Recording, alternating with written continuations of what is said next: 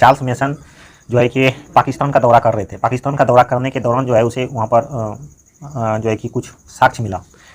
और यह कब किया गया था? तो 1826 ईस्वी वहाँ पर साक्ष्य मिला और उसने अनुमान लगाया कि यहाँ पर कुछ जो है पुरानी बिल्डिंगें या कुछ मिले हैं। और इसके अनुमान से उसने क्या किया कि एक पत्रिका निकाली जिसका नाम था नेगेटिव ऑफ जेंडी, जिसे हम नेरेटिव ऑफ जेंडी के भी नाम से जानते हैं। और इसी पत्रिका के माध्यम से धीरे धीरे लोगों को जानकारी मिलती गई। इसके बाद फिर दूसरा जो है कि व्यक्ति आया, ब्रेटन बंधु। दरअसल बंधु इसलिए इसमें जोड़ा गया कि दरअसल दो व्यक्ति था और यह दोनों जो है भाई था। और यह जो है 1856 ईस्वी में आया था। और 1856 ईस्वी में जो है कि आपका कराची से लाहौर तक, ठीक है, ट्रेन का जो है कि काम चल रहा था, यानी पटरी बिछाने का काम चल रहा था। तो उसी के दौरान बहुत सारे खुदाई हुआ। तो खुदाई के दौरान पता चला कि यहाँ पर जो है ना कुछ जो है कि पक्की ईंटें जो है वहाँ पर मिला हुआ था। तो वो ईंट का जो है ये प्रयोग जो है क्या किया कि पटरी बिछाने में काम कर लिया। लेकिन इसने ज़्यादा इस पर जोर नहीं दिया था। और वह दो वैज्ञानिक कौन कौन था? वैज्ञानिक नहीं बल्कि वो इंजीनियर थे, ब्रेटन बंधु। कब आया था? 1856 में। तो वह दो व्यक्ति कौन था? दो इंजीनियर कौन था? तो जेम्स बर्टन और विलियम बर्टन। इसीलिए दोनों को जो है कि दो व्यक्ति था, इसीलिए इसका नाम रख दिया ब्रेटन बंधु, ठीक है। और यहाँ पर जो साक्ष्य मिला हुआ था पुरानी बिल्डिंग, मतलब खुदाई के दौरान कुछ पुरानी बिल्डिंग के मतलब पक्के ईंटें मिले हुए थे।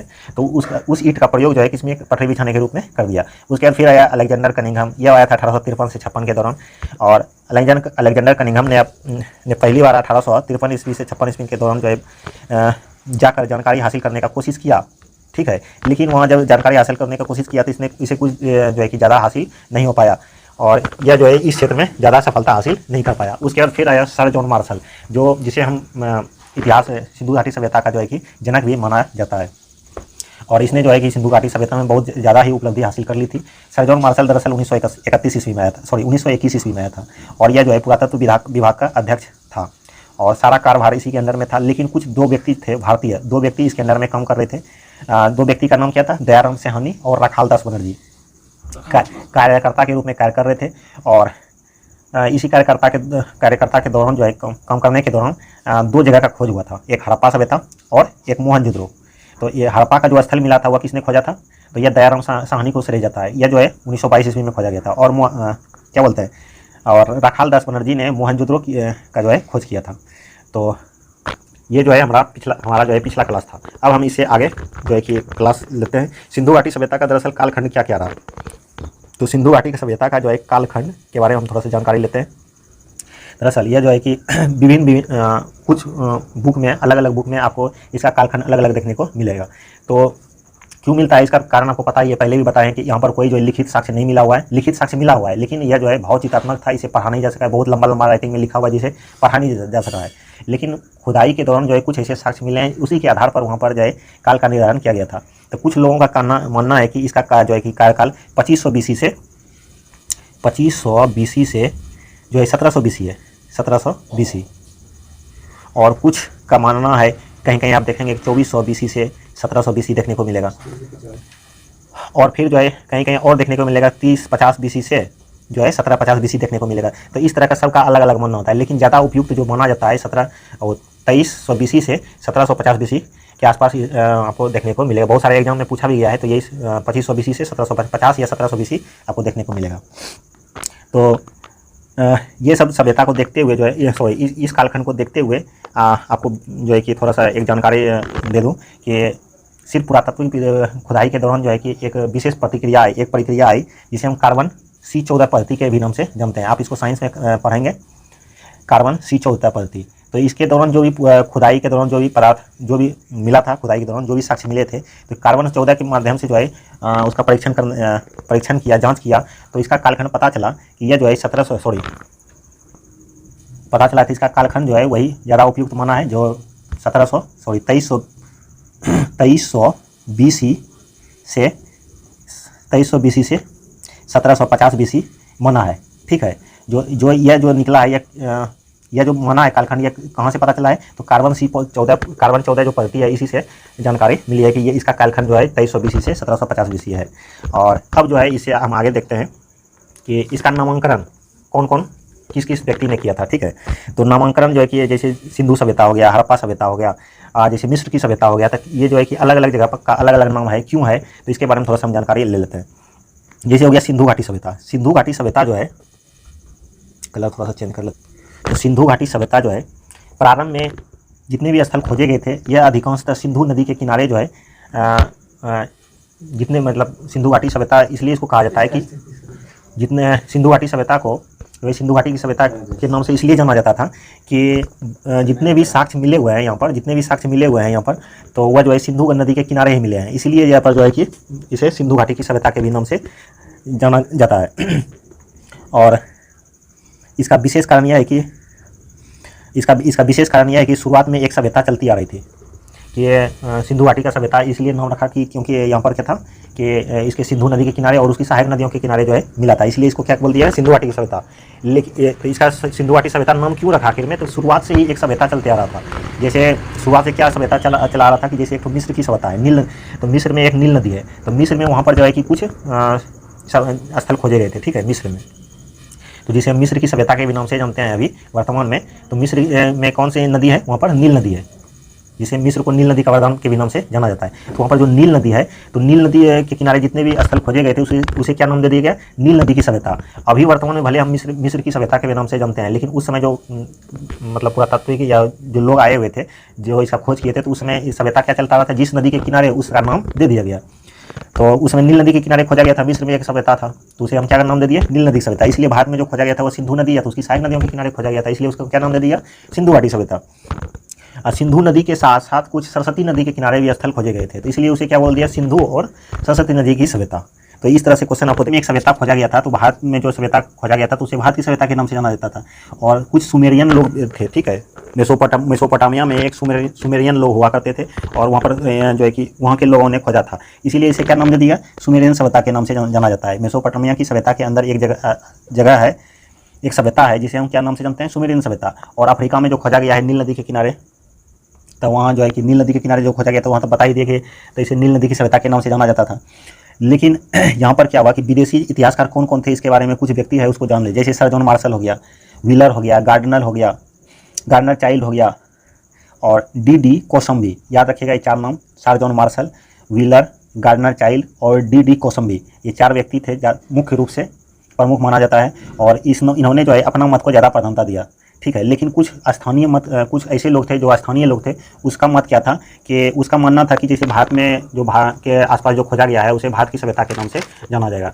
तो यही है, थोड़ा सा मतभेद देखने को मिलता है कि विदेशी इतिहासकार और स्थानीय लोगों के में जो है कि थोड़ा सा डिफरेंस देखने को मिलता है। अब देखते हैं विदेशी इतिहासकार और भारतीय इतिहासकार में समानता क्या है। देखिए हम इसको लिखेंगे तो काफ़ी लंबा क्लास हो जाएगा, इसीलिए हम जो इंपॉर्टेंट रहेगा हम वही सिर्फ लिखेंगे, ठीक है। हम जो बोल रहे हैं उसको थोड़ा ज़्यादा समझने का कोशिश कीजिए। अब हम देखते हैं कि विदेशी इतिहासकार और भारतीय इतिहासकार में समानता क्या है, ठीक है। विदेशी और भारतीय इतिहासकार में समानता,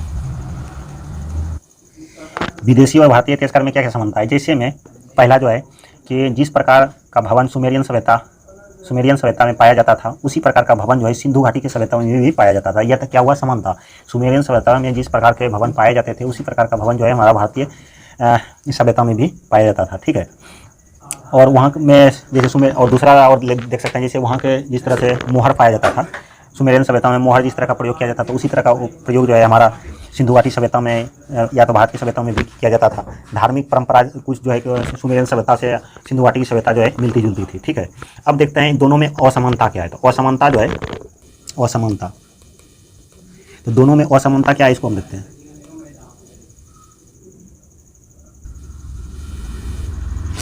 तो दोनों में असमानता जो है, जैसे क्या है कि नलियों की व्यवस्था जो है अलग थी। दोनों में क्या है, नलियों की व्यवस्था अलग थी।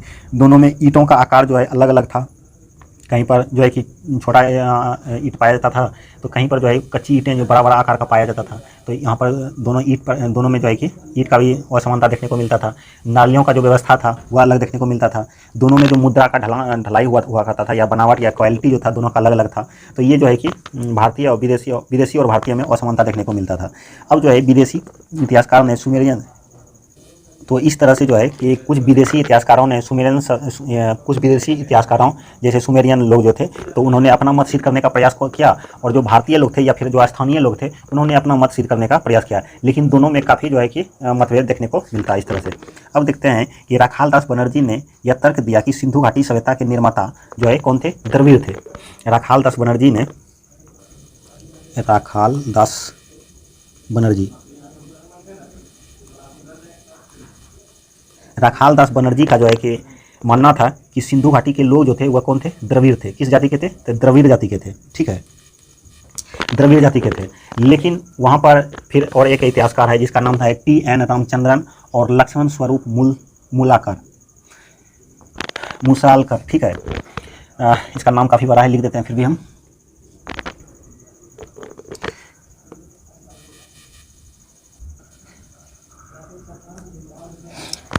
तो दूसरा जो इतिहासकार था कौन था, टी.एन. रामचंद्र और लक्ष्मण स्वरूप, ठीक है। इन्होंने कहा कि सिंधु घाटी सभ्यता के निर्माता जो है आर्य थे। हालांकि इसमें काफ़ी जो है कि मतभेद है कि आर्य थे। क्यों मतभेद है कि क्योंकि सिंधु घाटी सभ्यता जो है और वैदिक सभ्यता से नहीं मिलता था। क्यों नहीं मिलता था कि सिंधु घाटी सभ्यता जो है कि शहरी सभ्यता है, और वैदिक सभ्यता जो है एक प्रकार का ग्रामीण सभ्यता है। क्योंकि और सिंधु घाटी सभ्यता के लोग और आर्य जो आए हुए थे उससे जो है कि कुछ उसका क्वालिटी या फिर रहन सहन जो वातावरण जो था कुछ भी मैच नहीं करता था, इसीलिए इसको काफ़ी मान्यता नहीं दिया। क्यों नहीं मान्यता दिया गया, सबसे पहले उसके साथ मैच नहीं करता था, और ये बताया जाता था कि आर्य जो है बाद में आया है, सिंधु घाटी सभ्यता पहले आया है। अगर सिंधु घाटी सभ्यता पहले है तो सिंधु घाटी सभ्यता एक प्रकार का शहरी सभ्यता माना जाता है। देखिए उसका शहरीकरण और पक्के ईंटों के मकान, सुव्यवस्थित नालियाँ, और अगर इसके बाद ग्रामीण सभ्यता आया मतलब वैदिक सभ्यता, तो वैदिक सभ्यता बाद में आया तो फिर ग्रामीण कैसे हो गया, पहले ग्राम होता है तभी तो शहर बनता है। इसीलिए इसका जो है कि इस मान्यता को यानी टी.एन. रामचंद्रन और लक्ष्मण स्वरूप का जो है कि मान्यता को ज़्यादा जो है नहीं दिया गया। अब है सिंधु घाटी सभ्यता की विशेषता, इस जो है क्या क्या है इसको हम देखते हैं। विशेषता दोस्तों, ये जो थोड़ा लिखने में दिक्कत हो रहा है, हाथ से लिख रहे हैं इस वजह से, छोटा स्क्रीन है, मोबाइल पे बता रहे हैं इसलिए थोड़ा सा दिक्कत हो रहा है। आप लोग हम जो बोल रहे हैं उसको समझने का कोशिश कीजिए। तो भारत में पहली जो है नगरीय सभ्यता सिंधु घाटी सभ्यता को ही कहा जाता है, क्योंकि इसके में पक्की ईंटें थी, सुव्यवस्थित नालियाँ थी, तो जो है कि इसलिए इसको जो है शहरी सभ्यता के भी नाम से जानते हैं। क्योंकि यहाँ पर पक्का मकान था, सड़क काफ़ी चौड़ा हुआ करता था, नलियों की व्यवस्था थी, व्यापार की प्रधानता थी। अब जो है सिंधु घाटी सभ्यता को कांस्य युगीन सभ्यता के भी नाम से जानते हैं, ठीक है। सिंधु घाटी सभ्यता को कांस्य युगीन सभ्यता के भी नाम से जाना जाता है।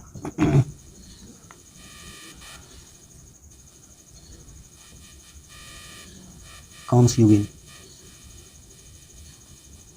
सिंधु घाटी सभ्यता को कांस्य युगीन सभ्यता के भी नाम से क्यों जाना जाता है कि सिंधु घाटी सभ्यता एक महत्वपूर्ण दौर ऐसा था, सिंधु घाटी सभ्यता में एक महत्वपूर्ण दौर ऐसा था कि वहाँ पर जो है ना धातु तांबा और टीन के मिश्र धातु अर्थात कांसा का उपयोग किया गया था, इसलिए इसे जो है कांस्य युगीन सभ्यता के भी नाम से जानते हैं। इसमें आदि ऐतिहासिक सभ्यता के भी नाम से जानते हैं। आदि ऐतिहासिक सभ्यता इसलिए कहा जाता है क्योंकि यहाँ पर लिखित और पुरातात्विक दोनों साक्ष्य मिले हुए हैं। लिखित जो साक्ष्य मिला है उसे अभी तक पढ़ा नहीं जा सका है।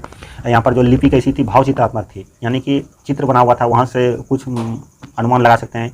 जैसे भाव चित्रात्मक का मतलब क्या हुआ, जैसे भीमबेटिका का जैसे गुफा पेंटिंग वगैरह जो है, तो पत्थर पर जो है कि चित्र बना होता था। जैसे मान लीजिए कि ये एक तरह से व्यक्ति है, ये है इस तरह से, तो इस तरह से जो है कि चित्र बना होता था। तो ये एक प्रकार का भाव चित्रात्मक है, इसीलिए जो है कि यह इसे अभी पढ़ा नहीं जा सका है, इसीलिए इसे आदि ऐतिहासिक काल के भी नाम से जानते हैं। अब जो है यहाँ का विशेषता यह है कि यहाँ के लोग शांति प्रिय थे, बहुत ही शांति प्रिय थे। शांति प्रिय होने का कारण तात्पर्य यह है कि यहाँ जितने भी स्थल खोजे गए हैं वहाँ पर किसी भी प्रकार का हथियार, युद्ध से रिलेटेड कोई भी हथियार नहीं पाया गया है। इससे पता चलता है कि यहाँ के लोग काफ़ी शांति प्रिय थे और जो है सुव्यवस्थित लोग थे। उसके बाद व्यापार की प्रधानता, यहाँ पर क्या था, व्यापार का भी प्रधानता हुआ करता था। सिंधु घाटी सभ्यता के लोग जो है कृषि कम, व्यापार ज़्यादा किया करते थे। यहाँ पर ज़्यादा कृषि के साक्ष्य तो नहीं मिले हैं, लेकिन व्यापार करने की जो है प्रधानता जो है, इसलिए व्यापार की जो है कि बहुत ज़्यादा साक्ष्य मिले हुए हैं। शहरीकरण ज़्यादा मिला हुआ है, इससे पता चलता है कि यहाँ पर जो है व्यापार हुआ करता है, कृषि कम हुआ करता था। उसके बाद है विस्तृत सभ्यता। तो सिंधु घाटी सभ्यता दरअसल विस्तृत है, इसलिए है क्योंकि यहाँ पर देखिए जितने भी सभ्यता खोजेगी, जैसे मिस्र में खोजेगा नील नदी की सभ्यता जो है, जैसे यहाँ का मेसोपोटामिया की सभ्यता है, तो वो दोनों से काफ़ी जो है कई गुना बड़ा जो है हमारा सिंधु घाटी का सभ्यता है, इसीलिए इसे विस्तृत सभ्यता के भी नाम से जाना जाता है। इसे हम विस्तृत सभ्यता भी कहते हैं, इसे हम इसलिए विस्तृत सभ्यता भी कहते हैं। अब है राजनीतिक जो है व्यवस्था कैसा है, तो राजनीतिक विशेषता कैसा है इसको हम देख लेते हैं। जो सिंधु घाटी सभ्यता में जो है कि राजनीतिक व्यवस्था से लेकर काफ़ी मतभेद है। कुछ इतिहासकारों का मानना है कि यहाँ के लोग जो है, जैसे राजनीतिक विशेषता देख लेते हैं क्या है। सिंधु घाटी सभ्यता की राजनीतिक व्यवस्था कैसी, इसको हम देख लेते हैं। तो कुछ राजनीतिक सिंधु घाटी सभ्यता को लेकर जो है कि कुछ इतिहासकारों का मानना है कि सिंधु घाटी सभ्यता को लेकर जो है काफ़ी मतभेद है। कुछ इतिहासकारों का मानना है कि पुरोहित जिसे हम उच्च वर्ग के लोगों के नाम से जानते हैं, पुरोहित यानी उच्च वर्ग के लोग और व्यापारिक लोग ही पूरी सभ्यता का जो है कि संचालन क्या करते थे। तो कुछ जो इतिहासकारों का मानना है कि यहाँ का जो है कि शासन व्यवस्था जो है प्रजातांत्रिक था। यहाँ पर कोई उच्च वर्ग और निम्न वर्ग नहीं हुआ करता था। यहाँ पर जो है प्रजातांत्रिक था, जिस तरह से अभी देखा लोकतंत्र हमारे भारत में है ना, शासन व्यवस्था, उसी तरह से उस समय भी व्यवस्था थी। तो इसमें काफ़ी दोनों का विद्वानों का जो है कि अलग अलग मानना है। आर्थिक विशेषता सिंधु घाटी सभ्यता, अब हम देखते हैं आर्थिक विशेषता। राजनीतिक हो गया, आर्थिक देख लीजिए, लिखेंगे कम समझने की कोशिश ज़्यादा कीजिएगा। सिंधु घाटी सभ्यता में की आर्थिक विशेषता जो है ये थी कि वहाँ पर कृषि हुआ करता था, पशुपालन हुआ करता था, व्यापार भी हुआ करता था। और वहाँ पर कौन कौन से पशु पाले जाते थे, तो इसका जो है कि जिस समय हम वहाँ पर स्थल जहाँ पर खोजा गया था वहाँ पर क्या क्या साक्ष्य मिले, वहाँ पर हम विशेष चर्चा कर लेंगे। अभी समझ लीजिए फिलहाल में कि वहाँ की विशेषता कैसी थी, आर्थिक विशेषता कैसी थी। तो वहाँ का आर्थिक विशेषता ऐसी थी कि वहाँ पर कृषि हुआ करता था, पशुपालन भी हुआ करता था और आजीविका चलाने के लिए व्यापार लोग भी करते थे। अब देखते हैं कि सामाजिक विशेषता कैसी थी। चूँकि हम सामाजिक विशेषता चूँकि हम वैदिक काल से देखने को मिलता है कि समाज जो है 4 वर्गों में विभाजित था। वैदिक काल जब हम पढ़ेंगे तो उसमें आपको बताएंगे कि वैदिक काल में जो है कि मनुष्य समाज को 4 वर्गों में बांटा गया है। कौन कौन सा 4 वर्ग है? ब्राह्मण है, क्षत्रिय है, वैश्य है, शूद्र है। तो ये 4 वर्गों में बांटा गया है। लेकिन सिंधु घाटी सभ्यता में यहाँ कोई लिखित जानकारी नहीं है, इसीलिए यह नहीं कहा जा सकता है कि सिंधु घाटी सभ्यता भी जो है 4 वर्गों में का समाज जो है 4 वर्गों में विभाजित था। ठीक है, इसीलिए इसको भी लेकर के काफ़ी मतभेद चलता है। लेकिन यहाँ खुदाई के द्वारा लगाया गया अनुमान से पता चलता है कि जितने भी शहर देखने को मिला है यह 2 वर्गों में विभक्त था, एक उच्च नगर और निम्न नगर। ठीक है, खुदाई यानी खुदाई के दौरान जो भी साक्ष्य मिले हैं उससे पता चला कि यहाँ जो है 2 वर्ग में विभाजित था। कौन कौन से 2 वर्ग में विभाजित था, तो इसको हम देख लेते हैं। तो 2 वर्ग में कौन कौन सा विभाजित था, तो जैसे उच्च वर्ग के लोग और निम्न वर्ग के लोग।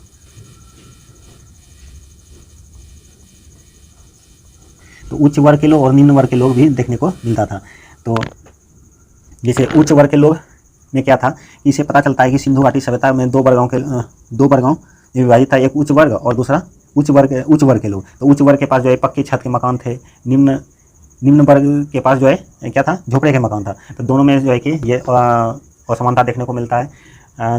तो उच्च वर्ग के लोगों के पास क्या था, पक्का मकान था, और निम्न वर्ग के लोगों के पास क्या था, झोपड़ा का मकान था। यहाँ का संस्कृति कैसा था, तो संस्कृति था यानी कि सांस्कृतिक विशेषता देखा जाए तो सांस्कृतिक विशेषता में सिंधु घाटी सभ्यता के लोग जो है सांस्कृतिक जीवन में, जैसे कि सांस्कृतिक जीवन में कला साहित्य, लिपि का ज्ञान, माप तौल का ज्ञान, मूर्ति कला का ज्ञान, धातु कला का जो है कि ज्ञान, तो ये सब जो है कि जैसे बर्तन बनाने का कला जो है, ये सब जो है जानकारी था वहाँ उस समय के लोगों को। सांस्कृतिक विशेषता में क्या क्या है, जैसे वहाँ के लोग धार्मिक जीवन जीते थे। वहाँ का जीवन काल में जो है कि कुछ धार्मिक लोग थे। जैसे कला का ज्ञान हुआ करता था, साहित्य भी लिखा करते थे, लिपि का ज्ञान था, माप तौल का ज्ञान था, मूर्ति कला का ज्ञान था। तो इस तरह का ज्ञान जो है इस तरह की जो है संस्कृति वहाँ उस समय हुआ करती थी। तो उम्मीद करते हैं कि ये आज का सिंधु सभ्यता जो है समझ में आया होगा। और वीडियो अंत तक देखने के लिए बहुत बहुत धन्यवाद। कोई भी ऐसा सार्वजनिक कार्य जैसे करने से आपको खुशी मिलती है उसे अवश्य करें। और आज के अंत में जो है कि एक सवाल पूछ करके जाते हैं कि आपको ये बताना है कि नील नदी की सभ्यता जो है कहाँ पर पाई जाती है। ठीक है, नील नदी की सभ्यता जो है कहाँ पाई जाती है।